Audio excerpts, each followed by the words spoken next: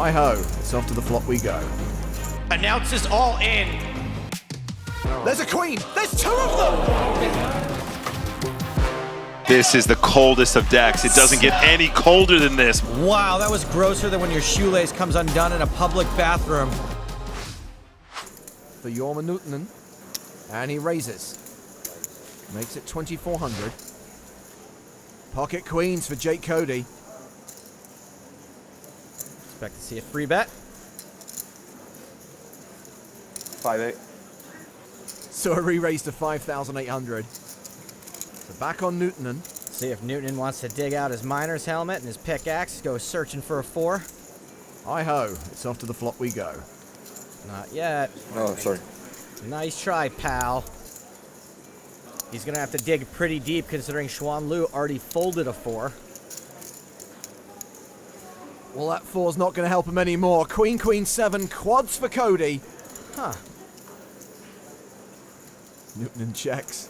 5-5. Jake Cody bets 5,500. It's likely Nuutinen will call at least one time and hope Jake's got many of the unpaired hands in his range, even though we know he's more dead than Mel Gibson's career. He calls. And go to the turn. 5 of clubs. Bad card for Nuutinen since it doesn't look all that scary. Not as bad as a 4 would have been, though. Jake bets again. Jake Cody, no fool. He's going to try to get paid on every street here. Could easily see Nuutinen calling again, thinking Jake's just barreling. He does call. 10,500 apiece. To the river we go. Jake's probably already trying to calculate the cost of Nuutinen's river ride to Value Town. It's the case 4 on the river. Oh, the price of that ticket just went up to everything you've got.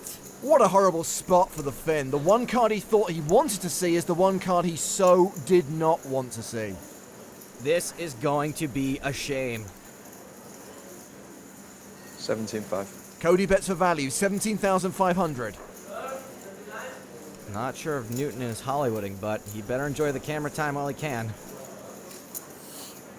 I'm all in. He shoves. You've got quads, Jake. I call. This is happening way too slowly for a guy with quads. Come on, Jake. Nice river.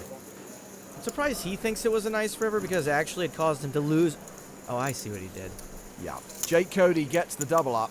Jake made a really small bet there, hoping he'd get a crying call, but in classic Jake Cody fashion, he flops quads and still somehow hits the river. Pocket 8s for Bendinelli.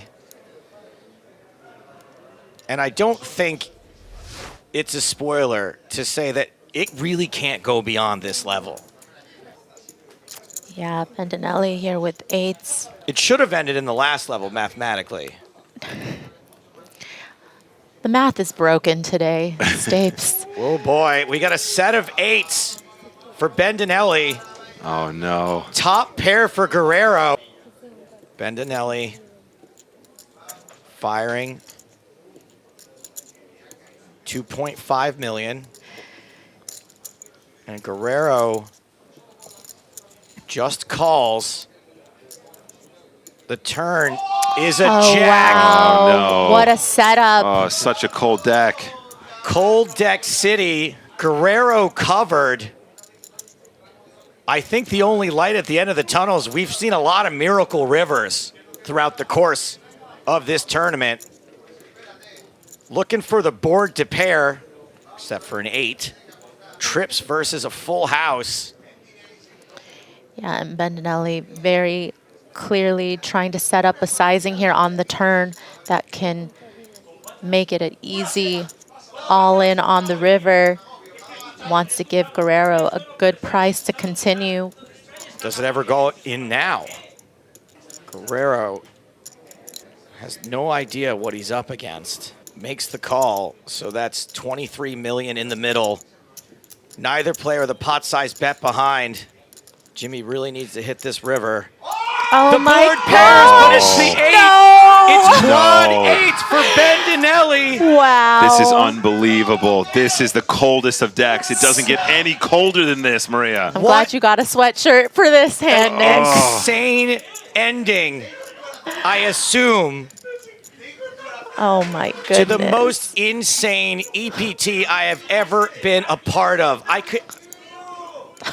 a literal bad beat jackpot hand.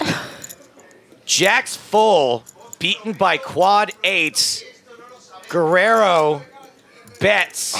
Wow. Oh, And Guerrero leading. Oh my gosh. put yourself in his shoes. He's got quads and you're getting led into on this river. It's the absolute jackpot payday. How is Bendinelli's heart just not jumping out of his skin right now? Oh my gosh. Bendinelli has been so patient, has folded winners. Had a chance to put this to bed. Announces all in. Guerrero hasn't snap called.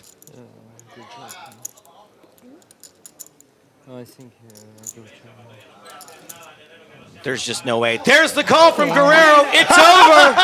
He hasn't even tabled his hand. Table your hand. gosh. Bendinelli shows the quad. Has a very nice hand, pocket jacks. And he just calls. Sorrentino is the chip leader, and often the chip leader is going to be more aggressive. And here he goes. He's going to raise. He puts a cherry on top, one of the burgundy chips, so that's another 500,000. He just called? Continues to play it slow, No, just calls with the that's- jacks. That's really surprising. With his stack size and only having 20 bigs. And look at that. Oh, boy. King Jack 10 on the flop. That is top pair for Sorrentino, plus he's got the straight draw. Kaufman with a set of jacks. And checks it. Okay, so Sorrentino about to bet. There's the continuation bet. Do you think we now see the raise from Kaufman? If not now, when? We're running out of time. I think for Kaufman, he has to be a little bit worried about the potential draws on that board. So he might want to just protect what's in the middle, stick it all in, and, if Sorrentino folds, great. You pick up a nice addition to your stack. No, just a call. He just calls the 750K. Slowest play ever. Very strange here. The turn card is the case jack. Wow. He's just turned quads. I think there's a potential here for Sorrentino to get away from losing all of his chips here because Kaufman misplayed this hand. He should have sprung the trap either before the flop or on this flop. Kaufman checks the turn. Action on Sorrentino. Sorrentino's got to hate that card, right? He thinks to himself, well, I've got a king, so the jack is a very likely card for my opponent to have, and now he's checked it back. Yes, Sorrentino says, let's see the river for free, which is the inconsequential 3 of clubs. Kaufman playing extremely cautious, and I think it's going to cost him some value. So 3.15 million in the pot. So now you expect to see about 1.5 million bet from Kaufman, and Sorrentino going to call, and Kaufman's going to miss out. Well, he's going to miss out value on a lot. Look at this. This There's was the bet. really Quick poorly call. played. And yeah, can you beat that? Can you beat the nuts? No, you can't beat the nuts. 975,000, but he could have lost a lot more. If on I'm that hand. Sorrentino right now, I'm saying, thanks, Kaufman. Even though I lost this hand, I got to feel good about the fact that I didn't lose even more, because Kaufman let me off the hook here by not pulling the trigger before the flop or on the flop. Action's on Philip Sternheimer, who's got pocket kings. He raises to 22,000. Vitaly Lunkin's got queens. See you at the river. 3-bet to 56,000. Watson folds the small blind. Negreanu folds the big blind. It's back on Sternheimer. Both these guys should be looking to get it in. This is a really tiny 3-bet from Lunkin, so we may see another small 4-bet rather than a straight shove. Sure enough, a small 4-bet from Sternheimer to 132,000. I know Vitaly is older and all, but there's no way he folds this, right? Well, this is weird. A 5-bet from Lunkin. It's not a shove, but it is a virtual all-in. Most of his chips have just gone across the line. And is Phil Sternheimer Hollywooding, or is he genuinely getting sick in the gutty works over there? You got kings, brah.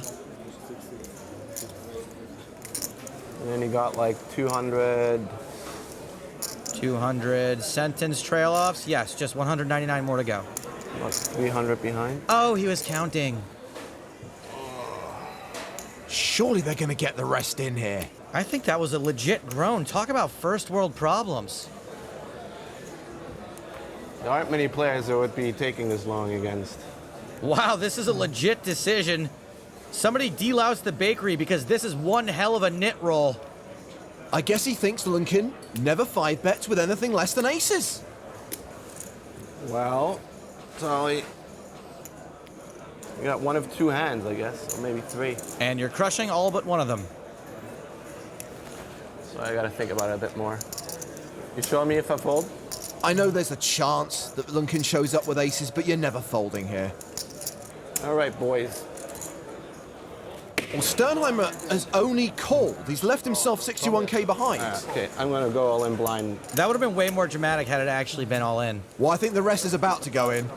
I'm going to blind. It's not too late to fold. Sure enough, he's betting 61,000 blind before a flop is dealt, and Lunkin has called. Can we turn them over now or wait till the flop? Boy, is this table going to be surprised when they see him turn over those kings. And Lunkin shows the queens.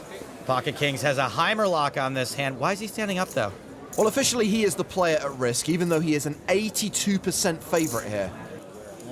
What are you thinking about? Vitaly, you couldn't easily have aces there, you know? I respect your play.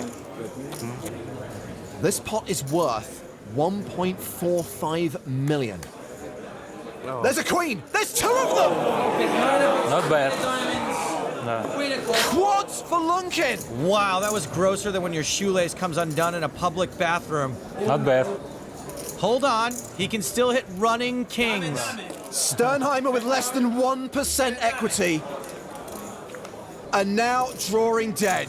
Ladies and gentlemen, you have just witnessed death by quads. That is horrible. Totally makes me want to vom.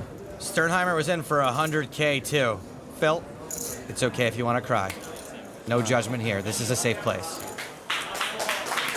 Mike McDonald, king-queen suited, under the gun, raises to 200k. Vitaly Lunkin has got sixes in the small blind. Yeah, we're probably not folding pairs at this stage. Lunkin has taken the chip lead. He starts the hand with 4.6 million. He calls.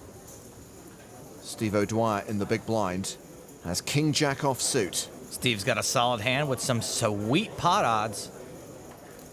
He calls as well, so we are going three-way to the flop. 2-6 is the slight favorite here, three ways. The flop. Queen, queen, six. Trips for McDonald. A full house for Lunkin. I haven't seen a cooler this six since the time they had to airlift Robert Downey Jr. a new liver. Check, check. Action on the pre-flop aggressor. Really good chance Mike continues for value right now. Typically, he'd be looking for calls from ace high. He bets 250,000. In general, I like a smooth call here. Well, this looks like a raise. Lunkin check raises to 750,000. O'Dwyer's out. In this case, it's probably going to work out fine, but in general, when you check raise here, you're only getting paid when your opponent has a queen. And if your opponent does have a queen, you're probably going to get most of the chips anyway. McDonald calls the raise. We go to the turn. It's not a matter of if the chips are going in, it's when. This is the worst thing to happen to a Michael McDonald since the Doobie Brothers broke up. Eight of spades. McDonald has less than a pot-sized bet behind. Lunkin's got nothing to worry about on this board. Lunkin bets half pot, 1 million. Mike's got just 2 million left. Well, surely, this is where he makes his move. He shoves. Snap call. I call. Close enough. Mike McDonald drawing thin. Did he say six or sucks? He needs a king, queen, or eight. He's got 6 outs. The river card is the case 6. He should have said queen. Yeah. That's it. And for the second time in this tournament, we have witnessed death by quads at the hands of Vitaly Lunkin. Mike McDonald is not happy, nor is he moving his arms while he walks. Thanks for watching this video. Make sure to subscribe for more awesome poker content. And check out this video. The YouTube algorithm seems confident you'll like it.